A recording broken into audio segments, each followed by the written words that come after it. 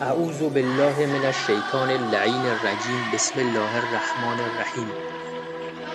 آیا دوست دارید که هیچ فقیر و گرسنه و عریان و مقروض و ستم دیده و اسیر و بیماری در روی کره زمین نباشه و هیچ جنگ و ظلمی در جهان نباشه و هیچ گمراه و گمراه کننده و مستضعف و کافر و ناصبی در دنیا نباشه و ریشه فقر و تبعیض و ظلم و بیماری و فساد و انحراف و گناه از روی کره زمین برچیده بشه و بالاتر از همه اینها کره زمین تبدیل به بهشت بشه؟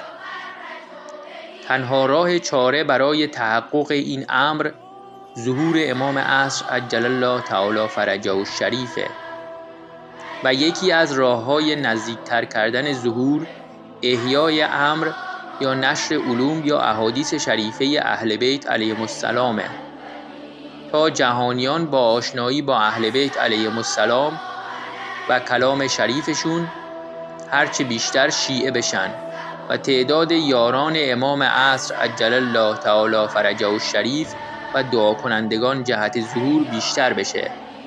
حال چه کسی در این عصر بهتر و بیشتر و کاملتر از همه امر اهل بیت علیهم السلام رو احیا میکنه جز علامه الله یاری؟